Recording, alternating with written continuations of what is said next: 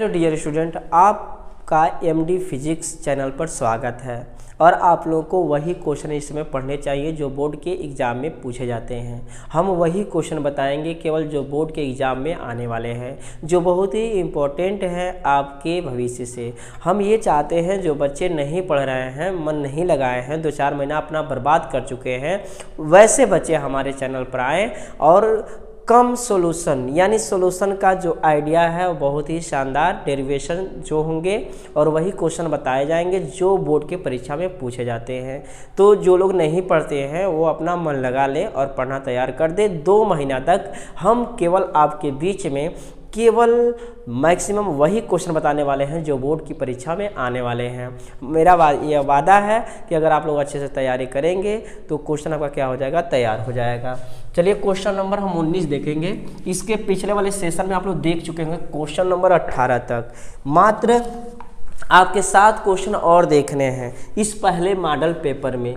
MD physics के पहले model paper में आपको देखना है केवल 7 क्वेश्चन। टोटल थे 26, 19 बता चुके हैं, 18 बता चुके हैं, 19 से देखना है आपको। 19 नंबर क्या है, दिया हुआ है कि किसी वैद्युत ध्रुव के किसी अक्ष से किसी बिंदु पर वैद्युत क्षेत्र का सूत्र स्थापित की। अब ये तो कहा नहीं है कि अच्छी स्थिति में निकालना है कि नहीं अच्छी स्थिति में निकालना है। फिलहाल हम अच्छी स्थिति में निकालते हैं। वैद्युत ध्रुव के कारण अच्छी स्थिति में वैद्युत क्षेत्र की तीव्रता यहाँ पर देखिए आपका मान लीजिए -Q है, ठीक है, और ये बिंदु है आपका +Q है, ठीक है, ये +Q है। इस बिंदु को हम A मान लेते हैं और इस बिंदु को हम B मान लेते हैं और इनके बीच की दूरी जो होगी वह 2L होगी, ठीक है। और मध्य बिंदु को क्या मान लेना है, को मान लेना है। तो यहाँ से यहाँ तक 2L है। अगर मध्य बिंदु को O मान रहे हो तो यहाँ से यहाँ तक कितना होगा आपका, L होगा। ये भी कितना होगा, L होगा। हम मान लेते हैं कि बिंदु P पर आपको वैद्युत क्षेत्र की तीव्रता क्या करनी है, निकालनी है। तो यहाँ से यहाँ पर वैद्युत ध्रुव के मध्य बिंदु O से स्मॉल r दूरी पर एक बिंदु P है, ठीक है, और इसी बिंदु P पर हमको वैद्युत क्षेत्र की तीव्रता क्या करनी है, निकालनी है। कितनी होगी, E का मान कितना होगा। वैसे ये माइनस है तो इसके कारण वैद्युत क्षेत्र तीव्रता E1 मान लेते हैं और ये +Q इस कारण वैद्युत क्षेत्र तीव्रता क्या मान लेते हैं, E2। अब E1 की दिशा बिंदु P पर देखेंगे तो अगर आवेश माइनस में है, एक बार और बता देते हैं, शुरू से पता नहीं आपको याद हो कि नहीं होगा। अगर माइनस है तो किसी बिंदु P पर अगर हम E1 की दिशा पूछें तो माइनस है, तो माइनस के कारण E1 की दिशा इसी तरफ होगी। क्लियर है, तो ये माइनस है तो यहाँ बिंदु P पर E1 की दिशा इसी तरफ होगी। ये आवेश प्लस में है तो बिंदु P पर E2 दिशा इस तरफ होगी, ठीक है। अब यहाँ से यहाँ तक की जो दूरी देखो, यहाँ से यहाँ तक R है, यहाँ से यहाँ तक L है। शेष निकालना है तो ये हो जाएगा आपका R-L, ठीक है। और यहाँ से यहाँ तक पूछे तो बताओ, यहाँ से यहाँ तक R है, ये है, अगर यहाँ से यहाँ तक जोड़ दे तो यहाँ से यहाँ तक हो जाएगा कि नहीं हो जाएगा, ये हो जाएगा आपका R+L यहाँ से यहाँ तक। अब यहाँ पर हम E1 का मान निकाल लेते हैं। तो यहाँ पर E1 बराबर कितना होगा, 1/4πε0, ठीक है। और यहाँ पर E1 का मतलब इसके कारण तो यहाँ पर Q हो जाएगा। देखिए फार्मूला में माइनस नहीं रखते हैं, माइनस केवल दिशा को बताता है कि वैद्युत क्षेत्र की दिशा किधर है।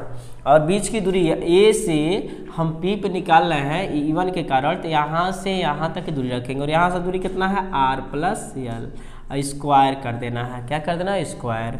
इसी तरह हम E2 का मान निकालेंगे और E2 बराबर आएगा 1/4πε0Q। और जब E2 का मान निकालना है तो E2 का मान किस पर निकालना है, P पर, तो यहाँ से यहाँ तक की दूरी लेंगे और यहाँ से दूरी कितना है, R-L का स्क्वायर। अब इन दोनों में से बड़ा क्या है, यहाँ पर E, अतः E बराबर हो जाएगा आपका E2 - E1। इसमें ये बड़ा है और ये छोटा, क्योंकि इसका हर छोटा है और जिस बिन का हर छोटा होता है वो बड़ा होता है। हर छोटा कैसे है, क्योंकि माइनस है, जब माइनस है तो कम में आएगा। हाई बड़ा क्यों है, क्योंकि इसमें प्लस है, जब कुछ भी होगा जोड़ेंगे तो अधिक हो जाएगा। यहाँ पर देखिए, अब लगाते जाइए। E2 का मतलब आपका हो जाएगा 1/4πε0Q/R-L का कितना हो जाएगा, होल स्क्वायर।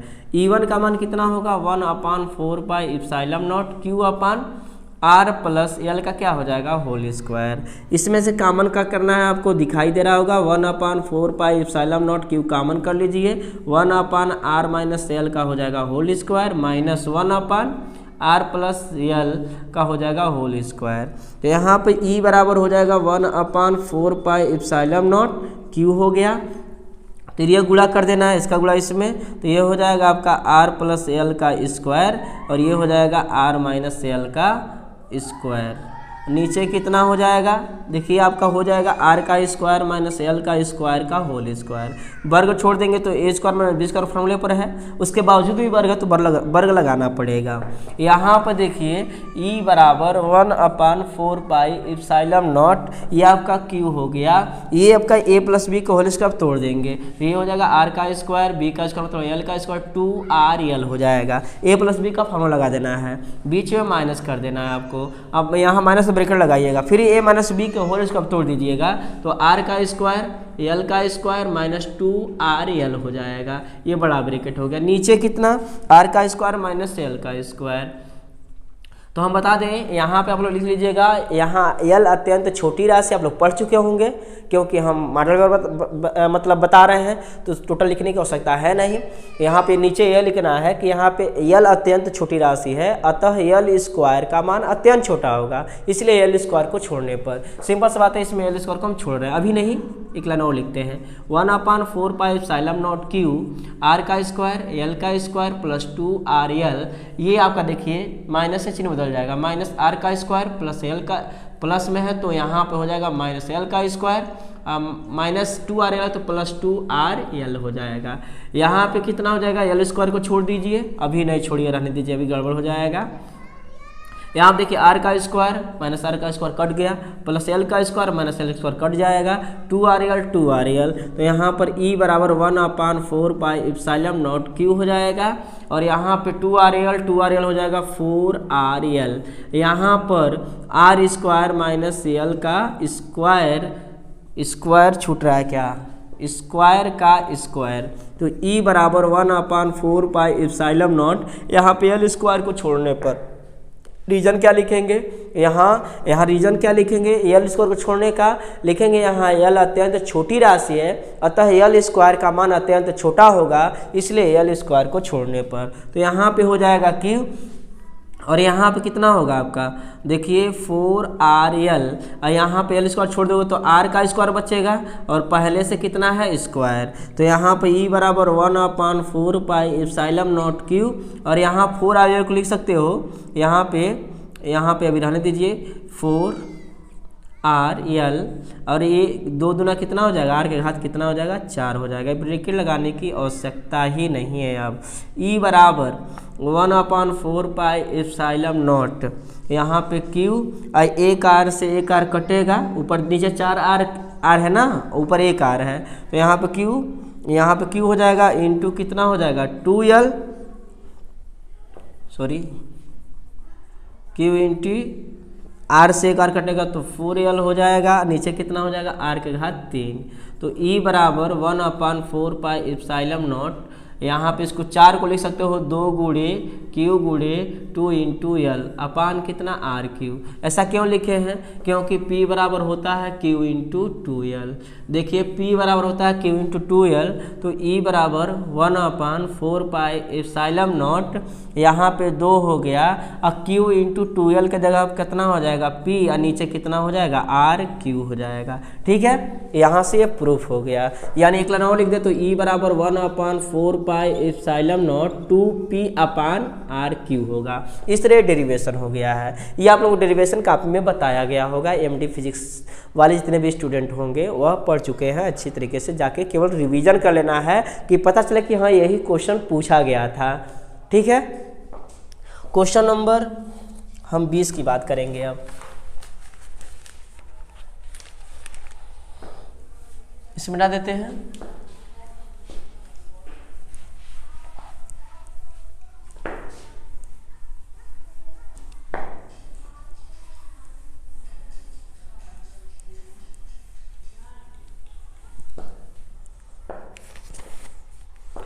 क्वेश्चन यह है वैद्युत द्विध्रुव को परिभाषित कीजिए। तो वैद्युत द्विध्रुव किसे कहते हैं? दो समान तथा विपरीत आवेश एक दूसरे से, दो समान तथा विपरीत आवेश यानी किसे कहते हैं? वैद्युत द्विध्रुव। वैद्युत द्विध्रुव किसे कहते हैं? दो समान तथा विपरीत आवेश एक दूसरे से अल्प दूरी पर हों तो इस प्रकार निर्मित निकाय को वैद्युत द्विध्रुव कहते हैं। वैद्युत द्विध्रुव किसे कहते हैं? दो समान तथा विपरीत आवेश एक दूसरे से अल्प दूरी पर हों तो इस प्रकार निर्मित निकाय को ही वैद्युत द्विध्रुव कहते हैं। जैसे आपका जल हो गया, NH3 हो गया, ठीक है, ET से। इसके द्वारा आघूर्ण का सूत्र, द्विध्रुव के आघूर्ण का सूत्र का निगमन करना है। चलिए हम निगमन कर देते हैं। एक क्वेश्चन नंबर 20 का आंसर आप लोग देख रहे हैं, ठीक है। एक क्वेश्चन हो गया और ये आपका एक समान वैद्युत क्षेत्र हो गया और एक समान वैद्युत क्षेत्र हो गया और इसमें एक वैद्युत द्विध्रुव मान लीजिए ऐसे रखा गया है। ये आपका वैद्युत द्विध्रुव है, ये आपका मान लीजिए आपका ए है, यहाँ पर प्लस क्यू आवेश है, यहाँ पर माइनस क्यू आवेश है। तो प्लस क्यू आवेश का जो बल होगा इधर लगेगा, माइनस क्यू आवेश का जो बल लगेगा इधर लगेगा। ये मान लीजिए लंबवत रखा गया है ऐसे, इसको हम मान लेते हैं यहाँ पे बी मान लेते हैं, आपका ए बी, और इस बिंदु को इस बिंदु को हम मान लेते हैं, इस बिंदु को ए और इस बिंदु को बी और इस बिंदु को सी। तो इसमें निकालना है वैद्युत द्विध्रुव के बलयुग्म का आघूर्ण यानी टाउ के लिए सूत्र स्थापित करना। तो सूत्र क्या होता है? टाउ बराबर आपका EP साइन थीटा लाना है। टाउ बराबर कितना लाना है आपको? EP sine theta.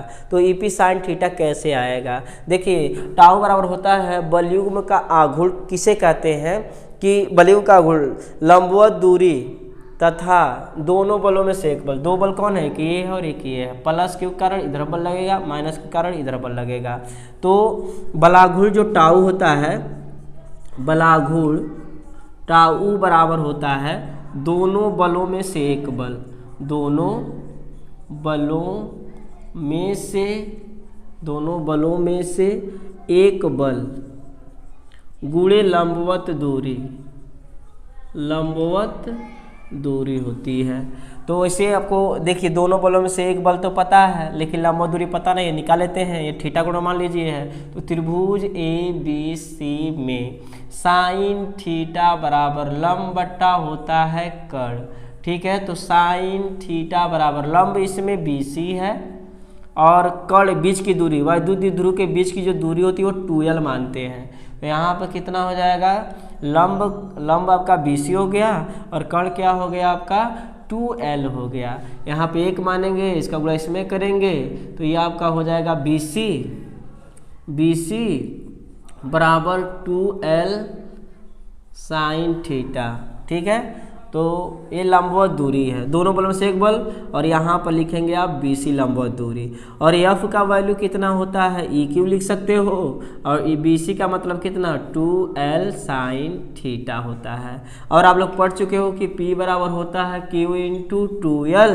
तो यहाँ पर E बराबर Q इंटू 2L के जगह पर यहाँ आप देख सकते हैं Q इंटू 2L के जगह क्या लिख सकते हैं? P लिख सकते हैं। ये आपका हो गया साइन थीटा, यानी मिला जुला हो गया EP साइन थीटा या PE साइन थीटा। इस तरह डेरिवेशन हो गया। बहुत ही शानदार क्वेश्चन था और बहुत ही इजी क्वेश्चन था। क्वेश्चन नंबर हम 21 की बात करेंगे।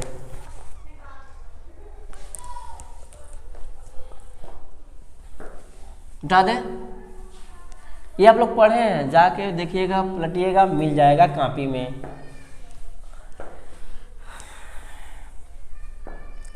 क्वेश्चन नंबर 21 की बात करते हैं। क्वेश्चन नंबर 21 क्या है? पहले तो किसी वैद्युत द्विध्रुव को एक समान वैद्युत क्षेत्र की दिशा में संतुलित स्थिति से थीटा कोण घुमाने में किया गया कार्य के लिए सूत्र स्थापित कीजिए, ठीक है। और वैद्युत द्विध्रुव इतना मतलब सवाल है, चलिए पहले हम स्थापित कर लेते हैं। यानी किसी वैद्युत द्विध्रुव को एक समान वैद्युत क्षेत्र में घुमाएंगे तो किया गया कार्य कितना होगा, यही पूछा जा रहा है हमसे। तो मान लीजिए एक वैद्युत द्विध्रुव ऐसे था एक समान स्थिति में, और ये घूम के ऐसे रोटेट हो रहा है, ऐसे घूम के, ये घूम के यहाँ पे आ गया। ये आपका जब यहाँ पे था तो कोण मान लीजिए θ1 बन रहा था, और घूम के यहाँ पे आया तो θ2 बन रहा है, और बीच की दूरी कितना हो रही है आपकी? dθ हो रही है। तो इस स्थिति में जो कार्य होगा, अल्प कार्य अल्प कार्य, ये वेक्टर ई। अगर फिगर की हम रचना मतलब व्याख्या करें तो एक समान विद्युत क्षेत्र वेक्टर ई में एक वैद्युत द्विध्रुव ए बी थीटा कोण पे रखा गया है। ये आपका वैद्युत द्विध्रुव ए बी है, ए मान लीजिए और ये बी मान लीजिए। यहाँ पे जो आवेश है वो प्लस क्यू है और यहाँ पे माइनस क्यू है। घुमाएंगे तो रोटेट होगा, ये वाला सिरा बी वाला यहाँ पे आ जाएगा और ये वाला सिरा यहाँ पे हो जाएगा। तो माइनस क्यू यहाँ पे आ जाएगा, प्लस क्यू यहाँ पे आ जाएगा। क्लियर है? तो एक समान विद्युत क्षेत्र वेक्टर ई में एक वैद्युत द्विध्रुव थीटा कोण पे रखा गया है, जिनको घुमाया जाता है थीटा 1 से थीटा 2 स्थिति तक, तो कोणीय विस्थापन डी थीटा उत्पन्न हो जाता है। ये कोणीय विस्थापन क्या उत्पन्न होता है? D theta. तो डी थीटा के कारण जो अल्प कार्य होगा वह अल्प कार्य जो होगा, मान लीजिए डी डब्ल्यू है, तो अल्प कार्य, तो यहाँ पे लिखेंगे अल्प कार्य, और अल्प कार्य डी डब्ल्यू बराबर कितना आपका होगा बल। अब बल में क्या होगा? बलयुग्म का आघूर्ण, और बलयुग्म का आघूर्ण क्या होता है आपका? टाउ। ठीक है, और दोनों बलों में से एक बल या कोणीय विस्थापन यानी बल गुणे विस्थापन। हाँ, विस्थापन में कौन होगा आपका? कोणीय विस्थापन होगा, कोणीय विस्थापन। ठीक है, कोणीय विस्थापन। तो डी डब्ल्यू बराबर हो जाएगा, बलयुग्म का आघूर्ण मतलब टाउ और कोणीय विस्थापन मतलब डी थीटा। अब ठीक है, और डी डब्ल्यू बराबर, और टाउ के जगह पर हम पढ़ चुके हैं कि टाउ बराबर होता है आपका ई पी साइन थीटा। ठीक है, तो टाउ जब कितना हो जाएगा? ई पी साइन थीटा, अब पहले से कितना है? डी थीटा है। ये आपका अल्प कार्य है। संपूर्ण कार्य के लिए संपूर्ण कार्य के लिए क्या करना होगा आपको? संपूर्ण कार्य के लिए इसको समाकलन करना होगा। जब समाकलन करेंगे तो इंटीग्रल डी डब्ल्यू हो जाएगा, और इंटीग्रल कितना हो जाएगा? E P sine theta D theta. लेकिन कहाँ से कहाँ तक घुमा रहा है? थीटा 1 से थीटा 2 तक लिमिट बना देना है। यहाँ पे थीटा 1 हो जाएगा, यहाँ पे थीटा 2 हो जाएगा। चलिए एक लाइन और लिखते हैं। इंटीग्रल डी डब्ल्यू का वैल्यू केवल डब्ल्यू होता है, और इसमें ई पी जो होगा बाहर निकल जाएगा, तो यहाँ बचेगा आपका थीटा 1 और यहाँ बचेगा थीटा 2, और ये कितना हो जाएगा आपका? Sine theta D theta. अब करना क्या है? यहाँ आप देख सकते हैं डब्ल्यू बराबर यहाँ पे ई पी हो जाएगा, और इंटीग्रल साइन थीटा का वैल्यू होता है माइनस कॉस थीटा। लिमिट कहाँ से कहाँ तक? थीटा 1 से थीटा 2 तक। डब्ल्यू बराबर कितना आपका? ई पी हो जाएगा, और कैसे रखते हैं? Upper limit minus lower limit. इस थीटा की जगह पर ही रखेंगे, तो थीटा की जगह पर रखेंगे तो थीटा 2 हो जाएगा। फिर माइनस लगाते हैं फार्मूला का, और ये ऑलरेडी माइनस है तो प्लस में हो जाएगा, तो माइनस माइनस मिलकर क्या हो जाएगा? प्लस। यहाँ पे कॉस थीटा 1 हो जाएगा। डब्ल्यू बराबर कितना हो जाएगा आपका? ई पी, पहले प्लस वाला cos theta 1 minus cos theta 2। यदि थीटा 1 का मान 0 तथा थीटा 2 बराबर थीटा हो तो क्या होगा? डब्ल्यू बराबर हो जाएगा आपका ई पी, और कॉस थीटा 1 का मान 0, और ये हो जाएगा कॉस थीटा के जगह पर केवल थीटा। तो डब्ल्यू बराबर हो जाएगा आपका ई पी, और कॉस 0 का वैल्यू एन होता है, और ये हो जाएगा कॉस थीटा। ये आपका सवाल क्या हो गया? लग गया। ठीक है, इस सवाल का डेरिवेशन हो गया। इसमें एक सवाल भी दिया हुआ था, उस सवाल को देख लेते हैं। ठीक है, उस सवाल को देख लेते हैं। उस सवाल क्या है?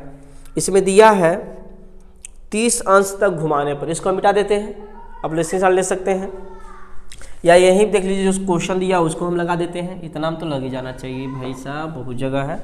देखिए इसमें दिया हुआ है 10 टू पावर न्यूटन प्रति कूलाम, यानी ई का मान दिया हुआ है 10 टू पावर 5 न्यूटन प्रति कूलाम दिया हुआ है।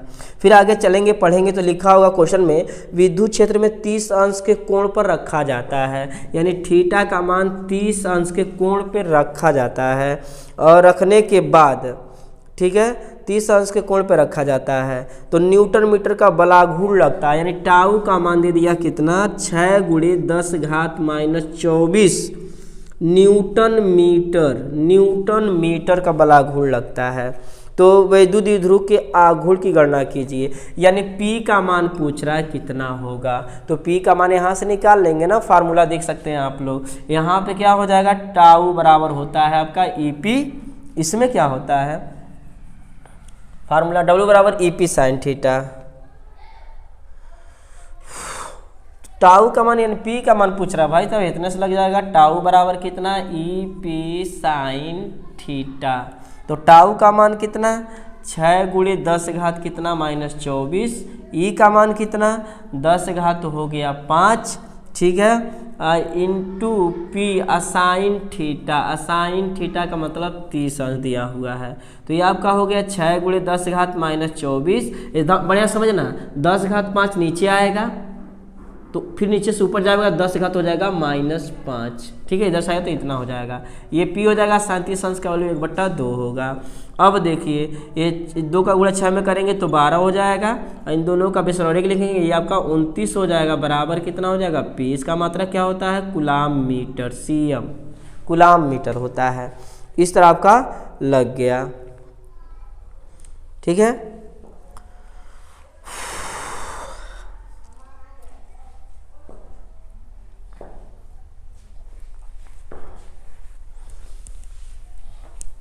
अब जितने भी क्वेश्चन बचे हैं उनको अगले सेशन में हम रखेंगे। मात्र 21 हो गया है, 5 क्वेश्चन और बचे हैं। 5 क्वेश्चन जो हैं बहुत बड़े बड़े हैं, इसलिए इस सेशन में हम इतना ही रखना चाहते हैं। धन्यवाद।